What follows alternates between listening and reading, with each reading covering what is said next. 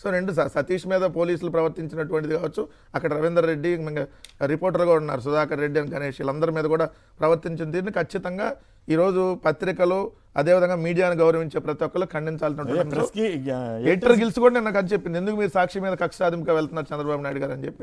Editor gills కాదు sir, supreme court చెప్పినా చంద్రబాబు నాయుడు గారు అంటే వాళ్ళకి కోర్టులు అంటే లెక్కలేదు, ఎడిటర్ గిల్స్ అంటే ఇంకా లెక్కే ఉంటుంది. రెండు పత్రిక కూడా, సాక్షి పత్రిక కూడా ఈరోజు సర్క్యులేషన్ 50 సంవత్సరాలు అవుతుంది ఈనాడు పెట్టి, కానీ ఈనాడుకు పోటీగా ఈరోజు సాక్షి మీకు చూస్తే ఓవరాల్గా 11,82,000 ఈనాడు పాత్రికేయులు ఉంటే పత్రికలు ఉండేవాళ్ళు, సాక్షి 10,09,040. రెండు రాష్ట్రాలు, రెండు బెంగళూరు, ఇట్లా అన్ని మెట్రో సిటీలు కూడా అన్ని కలిపితే ఒక ఆంధ్రప్రదేశ్లో అయితే పెద్ద డిఫరెన్స్ లేదు, రెండు ఈక్వల్గానే ఉన్నాయి. 6,12,000 సాక్షి ఉంటే 6,51,000 ఈనాడు.